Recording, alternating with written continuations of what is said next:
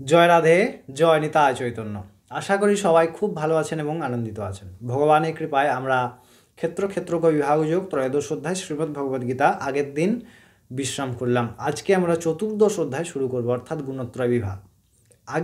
আগের যে অধ্যায়টি ভগবান বললেন তাহা জ্ঞান চক্ষুর উন্মেষ করলেন ভগবান অর্জুনের রূপী আমাদের সমস্ত জীবেরকে।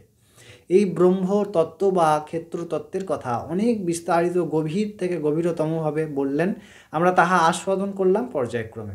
এরপরে এই যে চতুর্দশ অধ্যায়, এখানে প্রকৃতির যে গুণ, সেই গুণের বিস্তারিত জ্ঞানের অন্তিম যে স্তর, সেইগুলি বিস্তারিতভাবে ভগবান বর্ণনা করছেন। এই যে গুণ, এগুলি কিভাবে আমাদের উপর ক্রিয়া করে এবং এই ক্রিয়াগুলি থেকে আমরা কিভাবে মুক্ত হতে পারি। যতক্ষণ না কোনো বিষয় সম্পর্কে আমরা সম্পূর্ণ জানতে অবগত হই, ততক্ষণ কিন্তু ওই বিষয়ের উপরে আমরা জয় করতে পারি না। যখন শত্রুকে জানা যায়, তখনই সেই শত্রুর উপরে জয় করা সম্ভব হয়, তাছাড়া কিন্তু সম্ভব হয় না। ভগবান আগে থেকেই আমাদেরকে এই অধ্যায়ের শ্রীমদ্ ভগবদ্গীতার মাধ্যমে আমাদেরকে সেই বিষয় সম্পর্কে অবগত করছেন। কি বলছেন ভগবান প্রথম শ্লোক থেকে আজ আমরা আস্বাদন করব। ভগবান প্রথম শ্লোকে গুণত্রয় বিভাগযোগ চতুর্দশ অধ্যায় কি বলছেন না, ভগবান বলছেন, শ্রী ভগবান বাচ, ভগবান বলছেন যে পরং ভুব প্রবক্ষ্যামি জ্ঞানানং জ্ঞানমুত্তমম জ্ঞাতা মুনয়ঃ সর্বে পরাং সিদ্ধিমিতি মিতো গতা। ভগবান বলছেন যে সমস্ত জ্ঞানের মধ্যে সর্বোত্তম জ্ঞান আমি তোমায় আবার বলবো।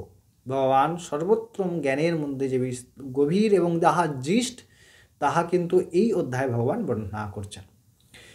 তিনি বলছেন যে যেই জ্ঞান লাভ করে বা যেই জ্ঞানের দ্বারা মণিগণ এই জগতের সমস্ত বাধা থেকে মুক্তি পান এবং সমস্ত জগৎ থেকে মুক্ত হয়ে যান এবং অন্তিমে ভগবান অর্থাৎ আমাকে প্রাপ্ত হতে পারেন, সেই জ্ঞানের কথা, সেই তত্ত্বের কথা, সেই প্রকৃতির যে তিন গুণ মায়ার ঊর্ধ্বে অর্থাৎ ত্রিগুণাতীত তত্ত্ব ভগবত তত্ত্বের কথা ভগবান বলছেন।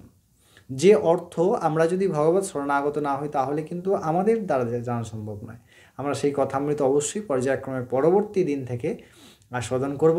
অনেক ভালো থাকবেন, আনন্দ থাকবেন। অবশ্যই সাবস্ক্রাইব করুন যদি নতুন হয়ে থাকেন। প্রতিদিন গীতামৃত আস্বাদন করুন এবং ভাগবত কথামৃত প্রত্যেকটি বারব্রত উপবাস। তখন অনেক ভালো থাকবেন, আনন্দিত থাকবেন। জয় রাধে, জয় নিতাই চৈতন্য।